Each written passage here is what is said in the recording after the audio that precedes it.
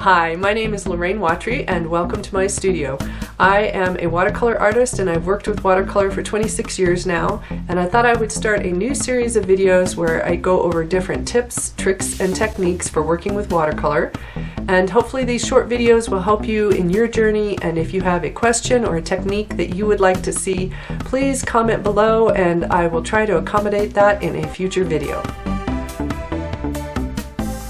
Today's tip video is going to take one of the properties of watercolor, which is granulation or sedimentation, and go a little bit deeper into a look at what it is.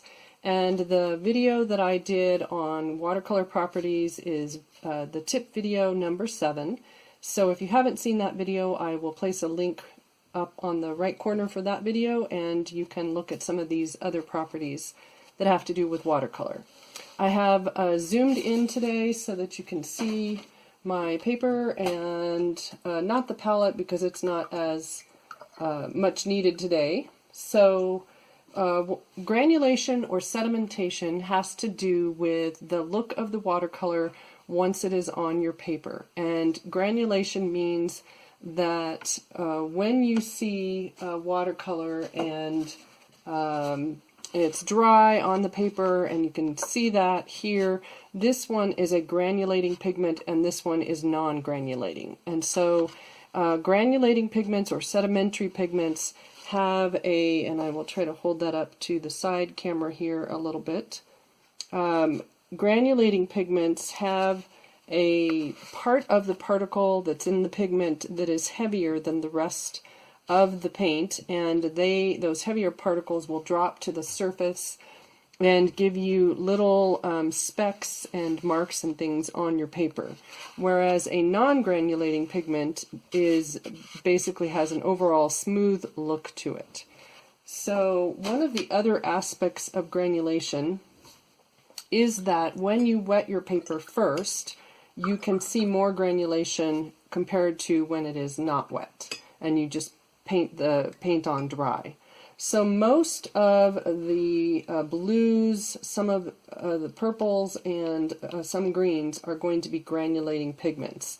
It is harder to find a granulating pigment in reds and yellows, and you can also buy a bottle of granulation medium, and that granulating medium can be used with any of your colors to help them basically create the look of granulation.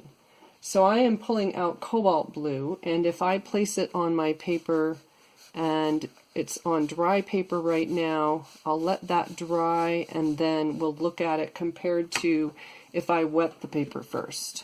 So I'm going to get a little bit of water on a separate brush here, and I will apply the water to the paper and some paint. And what happens, I think, when the water is on the paper is it basically gives a suspension for the paint to sort of float on, and the heavier particles will drop to the surface, especially in cold press and hot press paper, because there are sort of undulating texture in those papers, and where the paper has a little bit of a deeper texture, then the paint will drop into those areas and you'll see the granulation. And so I'm just drying the bottom edge of both of these just a little bit because they have a little bit of paint pooling at the bottom. So that's cobalt, and so when you're painting a sky, if you see little specks in your paint, that will be the granulation. And even paint that is synthetically created, man-made basically, can possibly have that granulating effect. Because of the weight of some of the pigments, the effect can happen with both synthetic or paint that is natural. And Daniel Smith has a line that I really like that is specifically made from natural materials, rocks, and semi-precious stones, that kind of thing that they grind up in the old manner of how paint used to be made. And those pigments have a lot of granulation to them. I will pull over a little color chart that I made for myself a while ago in a few minutes showing that. And this is cerulean, so I just wanted to show you another blue and its granulation. So I'll let these dry and we can come back to that. Then the other thing that has a lot of granulation are generally your earth colors. So things like burnt sienna, burnt umber, some of those, a lot of the earth colors have granulation in them. And there's really not a way to avoid granulation, so if you have a color that has granulation, I guess the one way to avoid it would be, if you want less granulation, would be to paint the area on dry paper rather than wet and wet.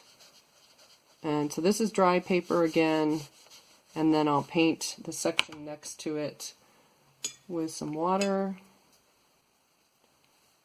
and do the same thing I did for the cobalt.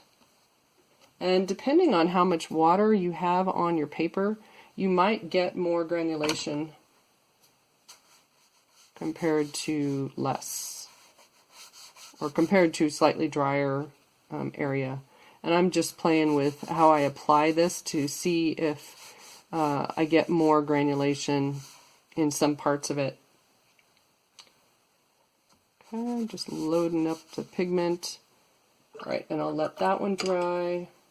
Now this also has lighter and darker areas, so it's not going to look as flat as I did the first color. And I will lift just a little bit at the bottom of this one. And at the end of this video, I will show a couple of, 2 or 3 of my paintings and zoom in on an area where I did the granulation so you can see how it looks in the painting. Alright, and then if I go to a color that is non-granulating, say quinacridone rose, I can do the same thing I just did there, and we'll paint that on. Now this actually, it says it is non-granulating, but I kind of feel like it has a little bit of granulation to it. Also, I had a little more water on my brush that time, so if there is more water in the paint and on your brush, you may notice a paint kind of showing its granulation or sedimentary look over if you're using the paint dryer. And then I'll do the same thing with the water, putting that on the paper. I like to use the granulation effect pretty much anywhere in my painting, but it's really nice in background areas because it can add to the texture and the, I don't know, give interest to an area that might otherwise be just kind of plain or blurred or that kind of look. So for me, I really enjoy when a pigment granulates. Alright, so that's quinacridone rose, and I will write on these if they're granulating or not granulating. And I'll just do that right quick. So this is cobalt, and it is granulating. And this is burnt sienna. Same thing. This is cerulean, and so pretty much any blue that I've ever used, sorry I didn't spell that very well, cerulean is also granulating. Any blue that I've ever used has granulated, so it may depend on the brand.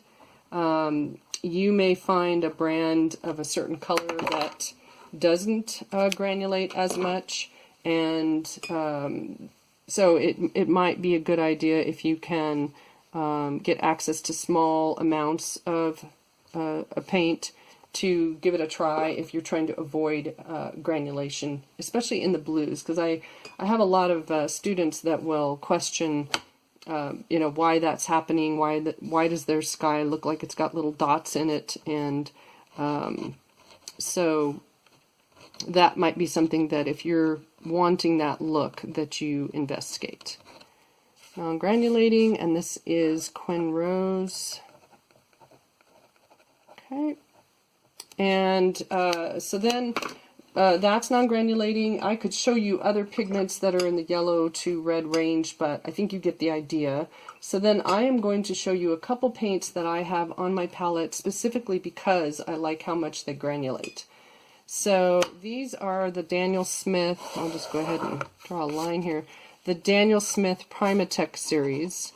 And I have Green Apatite Genuine. Let me write this down so I can think and write. PrimaTek Genuine Colors. Okay. And they are granulating, very granulating for some of them. And so I have, on my palette, I have Green Apatite Genuine, I have Serpentine Genuine, I have Tiger's Eye, and I have Sodalite.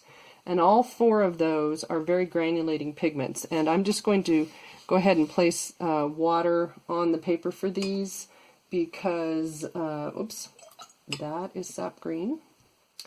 So just because it cut out the on the dry paper, but all right. So this is Green Apatite Genuine, and when it granulates, it has both green and brown little specks in it, and I really like what it looks like once it's dry. It has a really neat look to it.